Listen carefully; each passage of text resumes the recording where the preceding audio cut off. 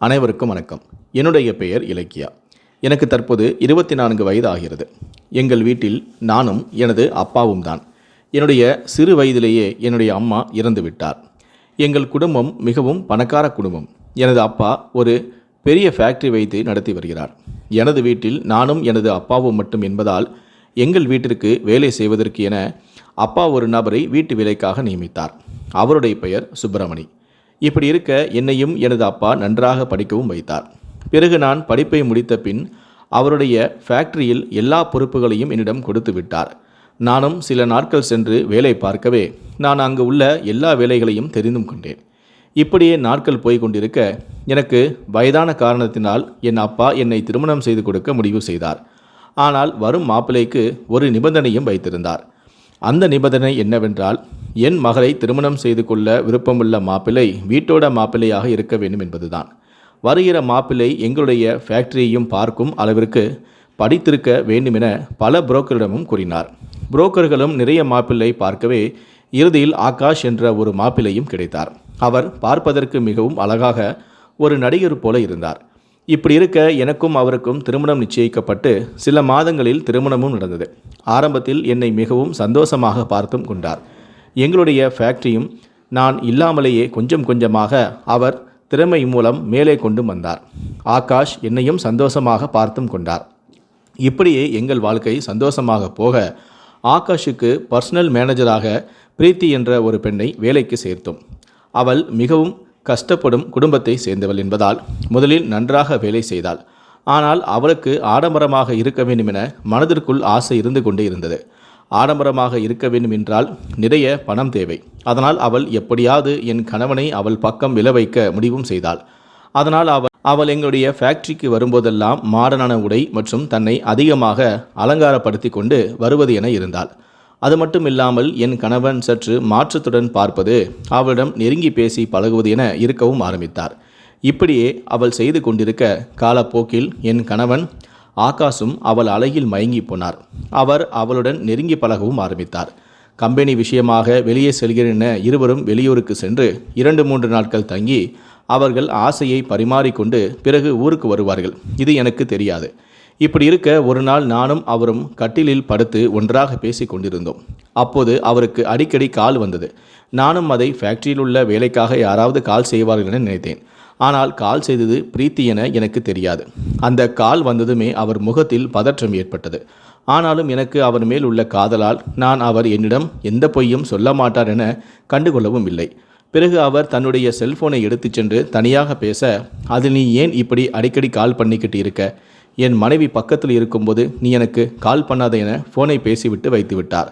அவர் பேசியதை என் வேலைக்காரன் சுப்பிரமணி பார்த்து விட்டான். இப்படி இருக்க அடுத்த நாள் காலையில் அவர் எப்பொழுதும் போல வேலைக்கு சென்று விட்டார். அங்கே பிரீத்தியும் ஆகாஷும் ஒருவருக்கொருவர் நெருக்கமாக பேசி கொண்டிருக்க, பிரீத்தி, உங்களுக்கு உங்கள் மனைவிதான் முக்கியம். என்னை பற்றி நீங்கள் நினச்சி கூட பார்க்க மாட்டேங்கிறீங்க. நான் உங்களுக்கு ஒரு டைம் பாஸ் மாதிரி தான் இருக்கேன் எனவும் கூறினாள்.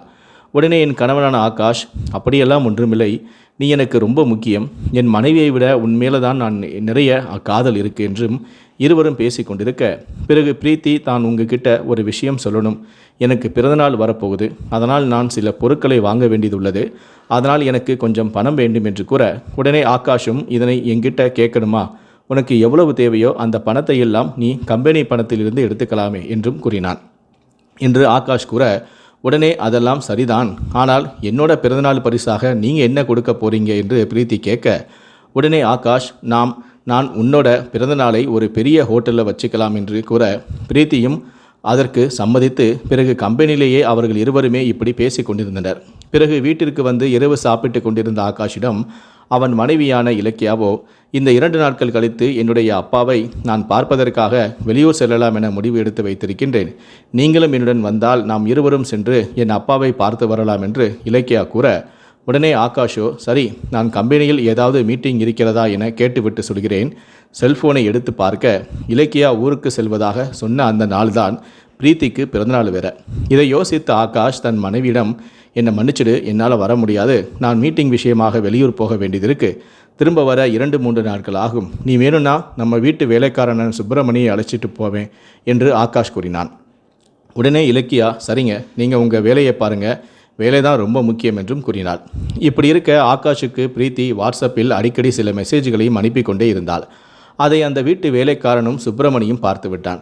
இப்படி இருக்க ஒரு நாள் பிரீத்தி அப்பா பிரீத்திக்கு கால் செய்து, உன் கல்யாண விஷயமாக ஒரு மாப்பிள்ளை பார்த்து வச்சிருக்கேன், நீ அவரை பாரு, அவரை திருமணம் செய்து கொள் என்று கூற, உடனே பிரீத்தியோ, அப்பா எனக்கு ஏழை பையன் எல்லாம் வேண்டாம், நீங்கள் சொன்ன மாப்பிள்ளை பார்க்குறது சின்ன வேலைதான், அந்த சம்பளத்தில் அவனையே அவனால் பார்த்துக்க முடியாது, அப்புறம் எப்படி என்ன அவன் பார்த்துப்பான், என்னோட மனசில் ஒன்று மட்டும் இருக்குது, அது என்னன்னா நான் பணக்காரனாக பார்த்து அவனை தான் கல்யாணம் பண்ணிப்பேன், நான் என்ன கேட்டாலும் அவன் எனக்கு செஞ்சு கொடுக்கணும், அது மாதிரி ஒரு பையன்தான் நான் கல்யாணம் பண்ணிப்பேன், நான் பிறந்தது வேணும்னா ஏழையாக இருக்கலாம், ஆனால் வாழ்கிறது பணக்கார வீட்லையாக தான் இருக்கணும் என காலை கட் செய்து விட்டாள். பிறகு இவர் வேற எப்போ பார்த்தாலும் கல்யாணம்னு நம்மளை தொல்லை பண்ணிக்கிட்டு இருக்கார் எனவும் புலம்பினாள். எனக்காக ஒரு சரியான ஆள் கிடைக்கிற வரைக்கும் நான் என்னோட முதலாளியான ஆகாஷை வச்சு எல்லா ஆசைகளையும் நிறைவேற்றிக்குவேன், அவரும் நான் கேட்குற எல்லாத்தையுமே பண்ணி கொடுப்பாரு என்று தன்னைத்தானே பேசி கொண்டும் இருந்தார். இப்படி இருக்க ஆகாஷும் பிரீத்தியும் ஒன்றாக அந்த வெளியூரில் உள்ள பெரிய ஹோட்டலுக்கு சென்றனர். ஆகாஷ் தனது மனைவியிடம், நீ வீட்டில் பத்திரமாயிரு, நான் வாரத்துக்கு 2 நாட்கள் ஆகும், என்னுடைய ஃபோன் எதுவும் சுவிட்ச் ஆஃப் என்று வந்தால் நீ எதுவும் பயப்பட வேண்டாம் என கூறிவிட்டு கிளம்பிவிட்டான். மற்றொரு பக்கம் பிரீத்தியும் தன் முதலாளியுடன் செல்வதற்காக கிளம்பி கொண்டிருந்தாள். அப்பொழுது அவள் ஏற்கனவே காதலித்த ராஜேஷ் என்ற பையன் அவளிடம் வந்து அவள் பிறந்த நாளுக்காக ஒரு சில பொருட்களையும் வாங்கி கொடுத்து தன் காதலையும் வெளிப்படுத்தினான். என்னை மன்னிச்சிடு, எனக்கு இந்த காதல் மேலே எல்லாம் இப்போது இன்ட்ரெஸ்ட் இல்லை என தயவு செஞ்சு டிஸ்டர்ப் பண்ணாத என்று பிரீத்தி அங்கிருந்து கிளம்ப, உடனே ராஜேஷோ, பிரீத்தி நான் உன்னை ரொம்ப காதலிக்கிறேன், உனக்கு பணம் தான் ரொம்ப முக்கியமாக போச்சா, என்னோட மனசுக்கு நீ முக்கியம் கொடுக்க மாட்டியா என்று கூற, உடனே பிரீத்தியோ, ஐயோ ராஜேஷ் புரிஞ்சுக்கோ, பணம் தான் எல்லாமேன்னு நான் சொல்லலை, ஆனால் பணம் ரொம்ப முக்கியம், நான் ஏழையாக வாழ்ந்ததெல்லாம் போதும், தயவு செஞ்சு என்னை விட்டுடு என அவள் கிளம்பி விட்டாள். பிறகு ஆகாஷும் இலக்கியாவும் அந்த பெரிய ஹோட்டலில் இலக்கியாவின் பிறந்தநாளை கேக் வெட்டி கொண்டாடினார்கள். ஆகாஷ் பிரீத்திக்கு ஒரு மோதிரம் பரிசாக கொடுத்தான். அதை கொடுத்தவுடன் அவளுக்கு மிகவும் ஆச்சரியமாக இருந்தது, ஏனென்றால் அந்த மோதிரம் அவளுக்கு மிகவும் பிடித்தும் இருந்தது. பிறகு ஆகாஷ் பிரீத்தியிடம், சரி நீ எனக்கு என்ன கிஃப்ட் கொடுப்பாய் என்று கேட்க, பிரீத்தி ஒரு அறைக்குள் சென்று விட்டு மீண்டும் வெளியே வந்தாள். அவள் அறைக்குள் சென்று ஒரு மாடர்னான உடையை அணிந்து வந்து ஆகாஷ் முன் நின்றாள். அவளை பார்த்தவுடன் ஆகாஷ் மயங்கி போனான். பிறகு அன்று இருவருமே ஒன்றாக அந்த ஹோட்டலில் தனிமையில் இருந்தனர். பிறகு ஒன்றாக இருந்த பிரகாஷிடம், பிரீத்தி நீங்கள் எப்போ உங்கள் மனைவியை விவாகரத்து பண்ண போகிறீங்க, என்ன எப்போ நீங்கள் திருமணம் பண்ணிக்க போகிறீங்க என்று கேட்க, உடனே ஆகாஷ், எனக்கு யோசிக்க கொஞ்சம் டைம் கொடு, நீ சொன்ன உடனே என்னால் என்னுடைய ஒய்ஃபை விவாகரத்து பண்ணலாம் முடியாது என்று ஆகாஷ் கூறினான். உடனே பிரீத்தி, உங்ககிட்ட வேணும்னா நிறைய டைம் இருக்கலாம், ஆனால் எங்கிட்ட இல்லை, உங்களால் விவாகரத்து பண்ண முடியாதா, இல்லை பண்ணுறதுக்கு மனசு இல்லையா, என் அப்பா வேற என்னை கல்யாணம் செய்து கொள் என வற்புறுத்தி கொண்டே இருக்கிறாரு, அப்படி உங்களுக்கு என்னை திருமணம் செய்து கொள்ள விருப்பம் இல்லை என்றால் தயவுசெய்து சொல்லிவிடுங்கள், என்னுடைய அம்மா அப்பாவை நான் மாப்பிள்ளை பார்க்க சொல்கிறேன் என்று கூற, உடனே ஆகாஷ், கொஞ்சம் பொறுமையாக இரு, எனக்கு இன்னும் கொஞ்சம் டைம் தேவை என அவன் பிரீத்தியை கலட்டி விடுவதற்காக யோசித்து கொண்டும் இருந்தான். இப்படி இருக்க இருவருமே தன்னுடைய வீட்டிற்கு சென்றனர். மேலும் 2 நாட்களுக்கு பிறகு ஆகாஷுக்கும் இலக்கியாவுக்கும் திருமணம் நாள் வர இருந்தது. ஆகாஷ் தன் மனைவியை சந்தோஷப்படுத்துவதற்காக அவளுக்கு ஒரு மோதிரத்தை வாங்கி கொடுத்து, நாம் இருவரும் 2 நாட்கள் வெளியே செல்லலாம் என கூறிவிட்டு, பிரீத்தி எனக்கு ஆஃபீஸில் முக்கியமான ஒரு மீட்டிங் இருக்குது, நான் போயிட்டு 2 நாட்கள் கழித்து தான் வருவேன் என்றும் கூறினான். இதை கேட்டு கொண்டிருந்த பிரீத்தி, ஆஃபீஸ் மீட்டிங்னா எப்போவுமே உங்கள் கூட நானும் தானே வருவேன், ஆனால் இப்போ நீங்கள் ஏன் தனியாக போகிறீங்கன்னு சொல்கிறீங்கன்னு என்று கேட்க, உடனே ஆகாஷோ, நீ எங்கள் உள் வேலையை பார்த்துக்கோ, நான் போய் மீட்டிங்கை முடிச்சுட்டு வந்துடுறேன் என்று பொய் சொல்லிவிட்டு தன் மனைவியுடன் வெளியூருக்கு சென்று விட்டான். அங்கு சென்று தன் மனைவியுடன் சேர்ந்து திருமண நாளையும் கொண்டாடிவிட்டு சமூக வலைத்தளத்தில் தன் மனைவியுடன் திருமண நாளை கொண்டாடுவது போல ஒரு ஃபோட்டோவையும் போட்டான். இதை பார்த்த பிரீத்தி அதிர்ச்சி அடைந்தாள். பிறகு ஆகாஷ் வந்தவுடன், பிரீத்தி மீட்டிங் எப்படி போனது என்று கூற, நீ இல்லாமல் எனக்கு நேரமே ஓடலை என்றெல்லாம் அவளிடம் கூறிக்கொண்டும் இருந்தான். நீங்கள் போனது இந்த மீட்டிங்கானு பாருங்க என அவளுடைய செல்போனை எடுத்து ஆகாஷும் இலக்கியாவும் இருப்பது போல ஒரு ஃபோட்டோவை காட்டினாள். உடனே அதிர்ச்சியான ஆகாஷ் அவளை சமாதானப்படுத்துவதற்காக அவளின் பக்கத்தில் வந்தான்.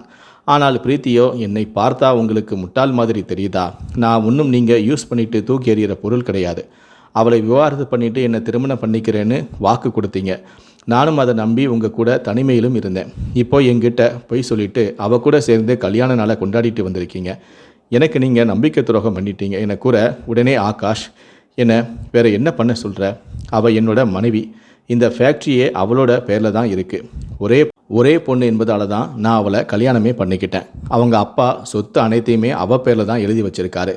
இந்த ஃபேக்ட்ரி அது இல்லாமல் எல்லா சொத்தும் அவளோட கையில் தான் இருக்குது. சின்ன சின்ன விஷயத்துக்கு கூட நான் அவகிட்ட தான் கெஞ்ச வேண்டியதாக இருக்குது. நான் மட்டும் இப்போ அவளை விவாகரத்து பண்ணால் என்னை மொத்தமாக வெளியே அனுப்பிடுவா. நான் வெளியில் போயிட்டேன்னா அப்புறம் நீயும் என் கூட வந்து தெருவில் தான் நிற்கணும். அதனால தான் சொல்கிறேன், இலக்கியாவை சந்தோஷமாக பார்த்துக்கிட்டு அவளுக்கு தேவையானதை பண்ணிக்கிட்டு எந்த பிரச்சனையும் இல்லாமல் பார்த்துக்கணும் என்று கூற, உடனே பிரீத்தி, இங்கே பாருங்கள், ஒரே நேரத்தில் 2 பேரோட நீங்கள் சேர்ந்து வாழ முடியாது. என் ஆசை கொஞ்சம் பெருசு தான், இருந்தாலும் இன்னொருத்தரையோட கணவனோட என்னால் வாழவும் முடியாது. நான் உங்களை ரொம்ப நம்பினேன், ஆனால் நீங்கள் என்னை ஏமாற்ற பார்க்குறீங்க. உங்களால் உங்கள் மனைவிக்கு விவாகரத்து கொடுக்க முடியாது, அப்புறம் எதுக்கு என்ன சமாதானப்படுத்துகிறீங்க என்று பிரீத்தி கூற, உடனே ஆகாஷ், இப்போ நம்மளோட வாழ்க்கை எப்படி போகுதோ அப்படியே போகட்டும், அப்படி இல்லைனா இங்கேருந்து நீ முதல்ல கிளம்பு என ஆகாஷ் பிரீத்தியிடம் கோபமாக பேசினான். இத்தனை நாள் என்னை கல்யாணம் பண்ணிக்கிறேன்னு சொல்லி என்னை ஏமாற்றிட்டீங்க, என்னை நல்லா யூஸ் பண்ணிக்கிட்டீங்க. ஆனால் இதுக்கு மேலே உங்களுக்கு அந்த இடத்தை நான் உங்களுக்கு கொடுக்க முடியாது. நான் கிளம்புறேன்னு கோபத்துடன் பிரீத்தியும் கிளம்பி விட்டாள். இப்படி இருக்க ஆகாஷை எப்படியாவது நாம் அடைந்தே தீர வேண்டுமென முடிவு செய்து பிரீத்தி இருவரும் பழகியதை பற்றி அவளுடைய மனைவியிடம் கூறினாள். அவள் விவாகரத்து கொடுத்து விடுவாள். பிறகு ஆகாஷுடன் சேர்ந்து வாழலாம் என யோசித்த அவள் ஆகாஷின் வீட்டிற்கே சென்றாள். அங்கு சென்று அவள் இலக்கியாவை பார்க்க, பிறகு நான் உங்கள் கணவனை பற்றி ஒரு முக்கியமான விஷயம் சொல்லணும் என பிரீத்தி கூற, உடனே பிரீத்திக்கு ஆச்சரியம் அளிக்கும் வகையில், இலக்கியா, உனக்கும் என்னோட கணவனுக்கும் தவறான தொடர்பு இருக்குது, அதை தானே நீ சொல்ல வர என்றும் கூறினாள். அதை கேட்டவுடன் பிரீத்தி அதிர்ந்து போனாள். உடனே பிரீத்தி அவளிடம் அதிர்ச்சியுடன், இதை பற்றி உங்களுக்கு எப்படி தெரியும் என்று கேட்க, இலக்கியாவும், எனக்கு உங்களை பற்றி எல்லாமே தெரியும், உன்னோட பிறந்தநாள் பரிசு பற்றியும் தெரியும், நீங்கள் 2 பேருமே எங்கே போய் உன்னோட பிறந்தநாளை கொண்டாடினீங்கன்னு எனக்கு தெரியும் என்று கூறியவுடன் பிரீத்தி அதிர்ச்சி அடைந்தாள். பிறகு தன்னுடைய வேலைக்காரன சுப்பிரமணி தன்னிடம் நீங்கள் இருவருமே பேசிக்கொண்டிருந்த எல்லா விஷயத்தையும் பற்றியும் கூறினான். பிறகு என் கணவனை நான் வேலைக்காரனை விட்டே நோட்டமிடவும் ஆரம்பித்தேன். என் வீட்டில் ரொம்ப வருஷமாக வேலை பார்க்குற சுப்பிரமணி என்கிட்ட வந்து என் வாழ்க்கையை கெடுக்கிற மாதிரி பொய் சொல்லணும்னு எந்த அவசியமும் இல்லை. ஆனால் ஆகாஷ் ரொம்ப நாளாக என் பணத்துக்காக என்னை காதலிக்கிற மாதிரி நடிச்சுக்கிட்டு இருக்கான். பிறகு இலக்கியா பிரீத்தியிடம் வந்து, நான் ஏன் இவ்வளோ நாளாக அமைதியாக இருந்தேன்னு உனக்கு தெரியுமா? நம்ம தப்பு செஞ்சவங்களை தண்டிக்கணும்னா அதுக்கு ஏற்ற மாதிரி சூழ்நிலை அமையணும், நம்ம மாட்டிக்காமல் இருக்கணும். நான் உனக்கு ஒரு வீடியோ காட்டுறேன் என ஆகாஷும் பிரீத்தியும் தனிமையில் இருந்த வீடியோவை அவளிடம் காண்பித்து விட்டு, நீ நான் சொல்கிறத பண்ணால் இந்த வீடியோவையும் டெலீட் பண்ணிவிடுவேன்.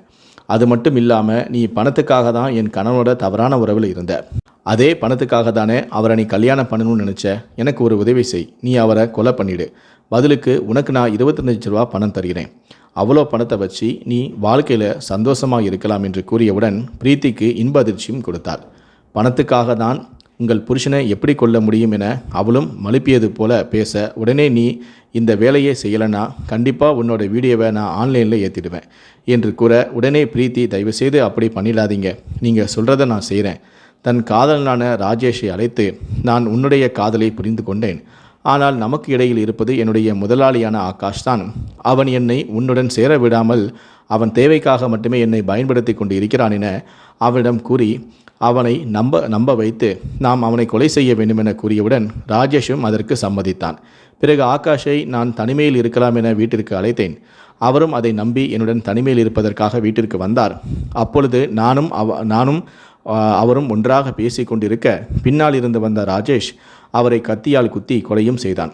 பிறகு இலக்கியாவிற்கு கால் செய்து, நீங்கள் சொன்னது போலவே நான் செய்துவிட்டேன் என பிரீத்தி கூற, உடனே இலக்கியாவும், நான் சொன்னது போலவே உனக்கு பணம் வந்து சேர்ந்துவிடும் என்று கூற, அப்போ அந்த வீடியோ என பிரீத்தி கேட்க, அதையும் நான் அழிச்சிறேன் என்றும் கூறினார். இப்படி இருக்க என் கணவன் ஆகாஷை காணவில்லை என காவல் நிலையத்தில் ஒரு கம்ப்ளைண்ட்டையும் இலக்கியா கொடுத்தாள். அவருடைய ஃபோனில் காட்டிய லொக்கேஷனை வைத்து பார்த்தபோது அது கடைசியாக பிரீத்தியின் வீட்டில் இருந்ததும் தெரிய வந்தது. போலீசார் பிரீத்தியை கைதும் செய்தனர். அவளை கைது செய்து நடந்த உண்மை அனைத்தையுமே கேட்க, அவளும் ஆரம்பத்தில் இருந்து எல்லா உண்மையும் அவளிடம் கூற ஆரம்பித்தாள். பிறகு காவலர்கள், பணத்துக்காக நீங்கள் 2 பேரும் உங்களோட வாழ்க்கையை கெடுத்துட்டீங்கன்னு, சரி வாங்க போகலாம் என இருவரையும் அழைக்க, பிறகு அவர்களை அழைத்து கொண்டு இலக்கியாவின் வீட்டிற்கு காவல்துறையினர் சென்றனர். பிறகு இலக்கியாவும் எதுவும் தெரியாதது போல என்னோட கணவரை பற்றி உங்களுக்கு ஏதாச்சும் தெரிஞ்சதா என்று கேட்க, உடனே காவலர், உங்கள் கணவன் கொலை செய்யப்பட்டிருக்கிறார் என்று இலக்கியாவிடம் கூறினர். அதை கேட்டவுடன் இலக்கியா எதுவும் தெரியாது போல அதிர்ச்சி அடைந்தாள். பிறகு பிரீத்தியை அவள் நிறுத்தியவுடன் அவள் முகத்தில் அதிர்ச்சி ஏற்பட்டது.